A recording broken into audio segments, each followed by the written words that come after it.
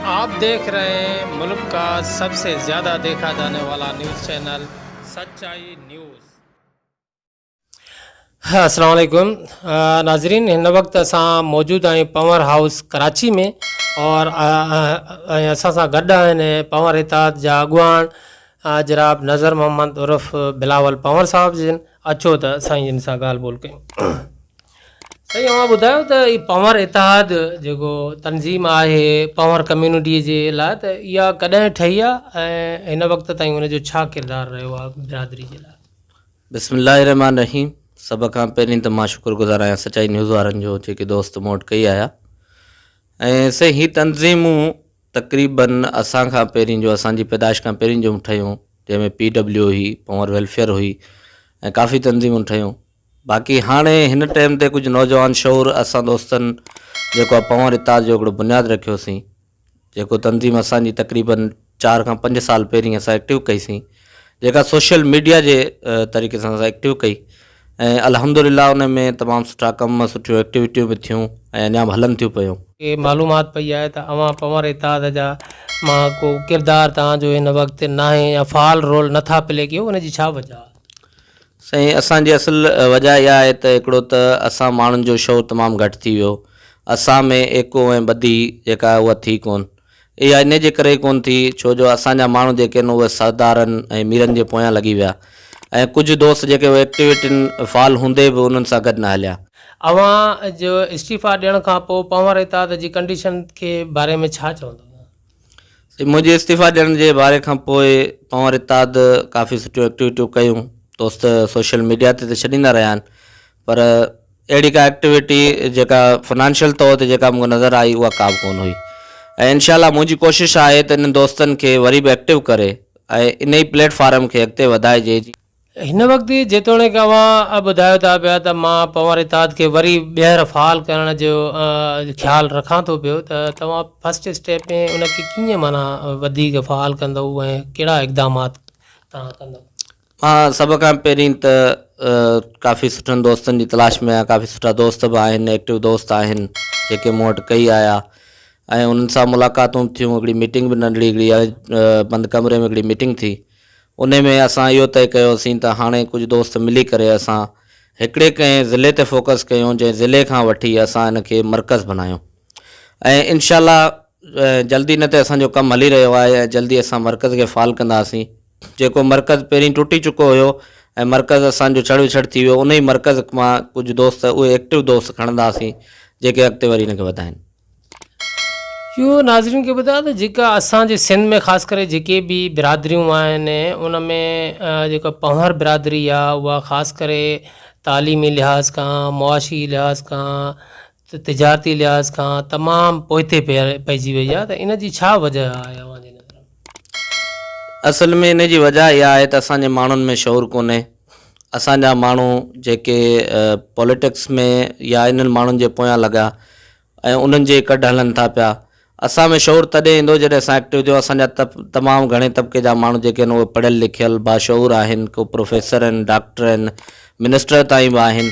असां उन्हनि खे बि अपील कंदासीं त असांजे हिन प्लेटफॉर्म ते असां सां गॾु बीहनि ऐं असांजी सपोर्ट कनि। असांजा नौजवान जेके बेरोज़गार आहिनि उनखे मिलुनि में, फैक्ट्रियुनि में, जेके बि सरकारी इदारा आहिनि उन ताईं नौकरी रसाई थी सघे ऐं इंशाल्लाह असांजो इहो ई शौर आहे त असां नौजवान उथी पियासीं त इंशाल्लाह इहा जंग जुटबी ऐं वरी ॿीहर हिन इताद खे अॻिते आणे उन नौजवाननि जी मदद कबी। जंहिं पवर इताद में जिन दोस्तनि जे हरकतुनि जे करे या जिन जूं जेके ॻाल्हियूं तव्हांखे नागवार लॻियूं, जंहिं उन्हनि नागवार ॻाल्हियुनि जे करे तव्हां इस्तीफ़ा ॾियण ते मजबूर थियो, उन्हनि दोस्तनि खे तव्हां छा पैगाम ॾींदव? मां उन्हनि दोस्तनि खे सिर्फ़ु एतिरो ई चवणु चाहींदुसि त हीउ हिकिड़ो असांजो घरु आहे, पवर इताद जेको प्लेटफॉर्म आहे, असां हिन में सभु गॾु आहियूं ऐं असांजी कंहिंसां बि का ज़ाती इख़्तिलाफ़ात कोन्हे, न ई कंहिंसां ज़मीन जो झगड़ो आहे या कंहिंसां को अहिड़ो को रवैयो आहे। असां इहो ई चवंदा उहे दोस्त बि असां सां गॾु मिली करे कमु कनि, अॻिते अचनि, हिन तनज़ीम खे फ़ाल बणाइनि, छो जो ताड़ी हमेशह हिकिड़े हथ सां नाहे वॼंदी। उहे बि असां सां गॾु अचनि ऐं अची हिन प्लेटफॉर्म ते बीहनि। असां उन्हनि दोस्तनि खे बेशक उहिदा उन्हनि दोस्तनि खे ॾियूं था, उहे सिर्फ़ु कमु कनि। पवर इताद खे वधीक फ़ाल करण ऐं उनखे वधीक मुनज़्ज़म करण जे लाइ तव्हां छा था चाहियो, त छा करणु घुरिजे? उन लाइ कुझु एक्टिव दोस्त खपनि, कुझु अहिड़ा दोस्त खपनि जेके अॻिते अचनि असां सां अची मिलनि ऐं हिकिड़ो मीटिंगूं कनि, का मीटिंग अरेंज थिए जंहिंमें असां उन्हनि खे तनज़ीम जे बारे में कुझु ॿुधायूं त असांजे काफ़ी पोइते पियल तबक़ानि जी असांजी पंवर बिरादरी में काफ़ी अहिड़ा ॻोठ आहिनि, अहिड़ा माण्हू आहिनि जेके तमामु पोइते पइजी चुका आहिनि, त असां उन्हनि खे अॻिते वठी अचूं, उन्हनि जे रोज़गार जो सोचूं। ऐं कुझु अहिड़ा माण्हू आहिनि जेके मसलन मस्कुलेंस में अची था वञूं, उन में ग़रीब नियाणियूं आहिनि, ग़रीब ॿार आहिनि जिन वटि किताब कोन्हे पढ़ण जे लाइ, स्कूलनि जो ख़र्चु न आहे, असां उन्हनि खे अॻिते हाणे उन्हनि जो ख़र्चु पूरो करियूं। त उहो सिर्फ़ु हिकिड़े माण्हू सां बिलावल सां न थींदो, उहे तमामु जेके दोस्त जेके हिन टाइम मूंखे ॿुधी रहिया आहिनि, मां सभिनी खे चवंदुसि, असांजे सरदारनि खे बि चवंदुसि असांजो साथ ॾियो, असांजी हौसला अफ़ज़ाई करियो, जीअं असां अॻिते अचूं ऐं इन्हनि दोस्तनि ताईं उहे शयूं पहुचाए सघूं। नाज़रीन खे इहो बि ॿुधायो सर त जेके बि सिंध में ख़ासि करे जेके बि बिरादरियुनि जूं तनज़ीमात आहिनि हिन, पर जॾहिं वेझो वियाऊं उन्हनि जे त महसूसु मालूम इहो थियो आहे त न उन्हनि वटि को आइन आहे, न उन्हनि वटि को बाज़ाब्ता का हिकिड़ी को डिसिप्लिन आहे, न उन्हनि वटि को मंशूर आहे, न उन्हनि जी का बाज़ाब्ता उन तरतीब सां आइन जे मुताबिक़ इलेक्शन थी थिए, न उन्हनि वटि को फाइनेंस आहे बाज़ाब्ता, बसि ईअं ई जेको आहे बराए नाम तनज़ीमूं हलनि थियूं, त उन्हनि जो पोइ फ़ाइदो छा आहे अहिड़ियुनि तनज़ीमुनि जो। अहिड़े ई तरीक़े सां ॿुधण में इहो थो अचे त पंवर इताद बि बसि ईअं ई तनज़ीम आहे जंहिंजो बाज़ाब्ता कोई न आइन आहे, न मंशूर आहे, न उन तनज़ीम वटि कोई ख़ासि जेको आहे उहो फाइनेंस आहे, त इहो आख़िर कीअं तनज़ीम अॻिते वधंदी, पोइ त इहा ईअं ई तनज़ीम हलंदी जीअं ॾिसो। साईं, उन जे लाइ आउं पहिरीं बरस कोई चुको आहियां त कुझु एक्टिव दोस्त आहिनि जेके पढ़ियल लिखियल तबिके जा दोस्त आहिनि, उहे अॻिते अचनि, असां सां कोऑपरेट कनि ऐं उहे असांजो मंशूर पहिरीं जो ठहियलु आहे जेको PW खां वठी ठहियलु आहे, उन ई मंशूर ते कमु कबो। ऐं उन खां पोइ फाइनेंशियल जे हिसाब सां जेके बि दोस्त एक्टिव आहिनि, जेके फाइनेंशियल करणु चाहिनि था, ग़रीब तबिके खे ॾियणु चाहिनि था, त उन्हनि खे बि असां अॻिते वठी ईंदासीं। बाक़ी उनजो प्रपोज़ल ऐं मंशूर जेको ठाहींदासीं, जेका बि तनज़ीम आहे उहा प्रपोज़ल खां अलावा नथी हली सघे या मंशूर खां अलावा नथी हली सघे। असां उनजो पूरो हिकिड़ो मंशूर ठाहे उन लाइ मां तव्हांखे ॿुधायो त असां हिकिड़ी मीटिंग अरेंज कंदासीं, हिकिड़ो कन्वेंशन कराईंदासीं जंहिंमें असां उहे दोस्त मिली करे पंहिंजो मर्कज़ मज़बूत कंदासीं। कुझु सोशल मीडिया ते कुझु दोस्त तनक़ीदूं कनि था, भले तनक़ीदूं कंदा रहनि, असां पंहिंजे कम खे जारी ऐं सारी रखूं। अजी जेको हिन वक़्तु जेका इलेक्शन थी हुई गुज़िरियल, ख़ासि करे दादू में, छोकी पंवर इताद जो वधीक जेको जेका कुवत हुई अफ़राद जी, उहा डिस्ट्रिक्ट दादू ऐं उमरकोट सां वास्तो रखंदड़ हुई। त उते जॾहिं इलेक्शन आई त उते इलेक्शन जे ड्यूरिंग इलेक्शन सरदारज़ादा तैमूर ख़ान ऐं शुजाउल्ला ख़ान जो उते कैंडिडेट थिया, त उन करे पंवर इताद खे काफ़ी नुक़सानु पए थो, त इन जी छा वजह आहे?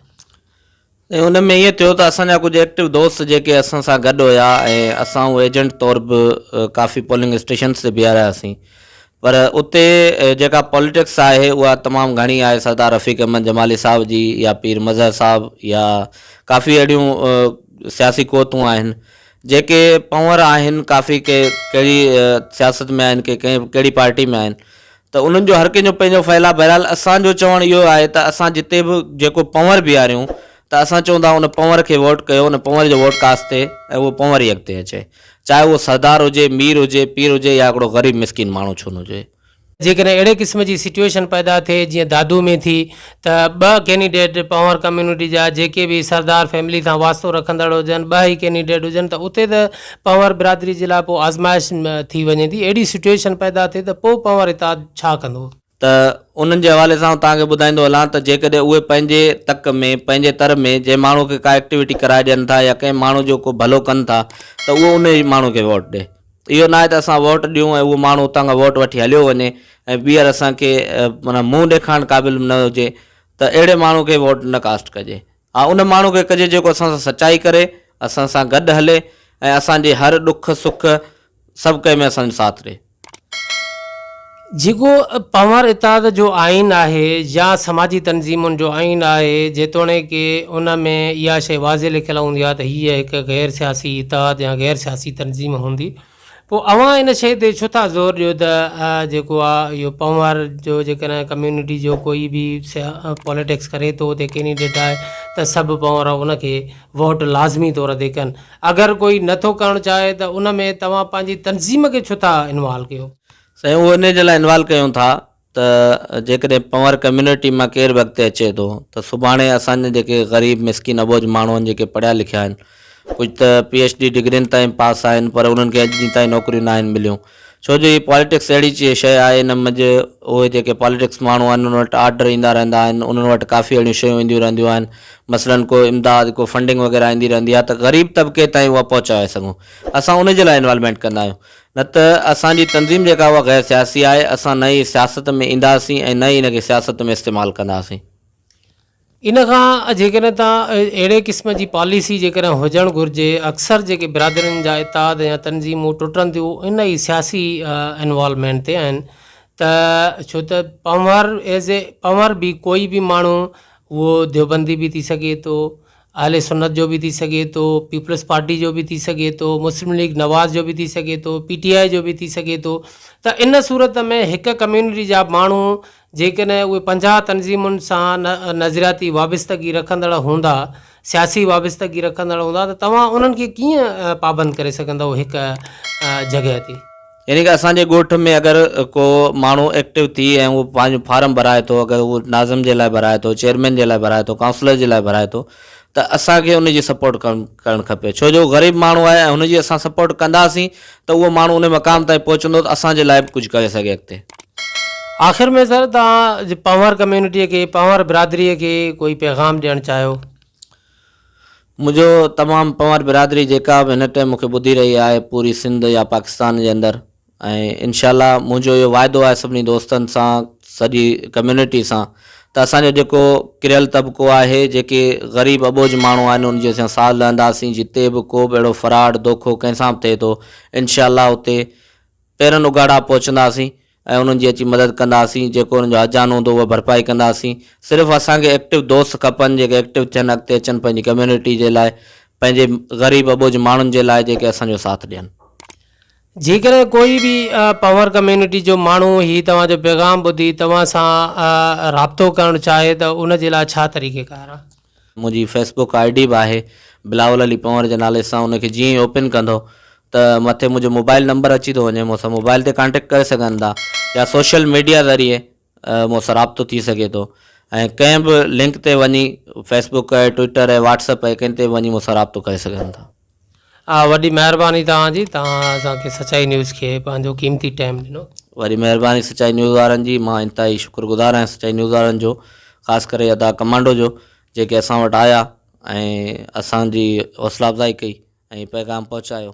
लख महिरबानी। खैर नाज़रीन, मज़ीद खबरें और अपडेट्स के लिए देखते रहिए सच्चाई न्यूज़। आप हमारी खबरें किसी भी वक्त YouTube, ट्विटर और फेसबुक पेज पर सच्चाई न्यूज़, स्पेल है SACHAI स्पेस NEWS लिखने के बाद सर्च करके देख सकते हैं।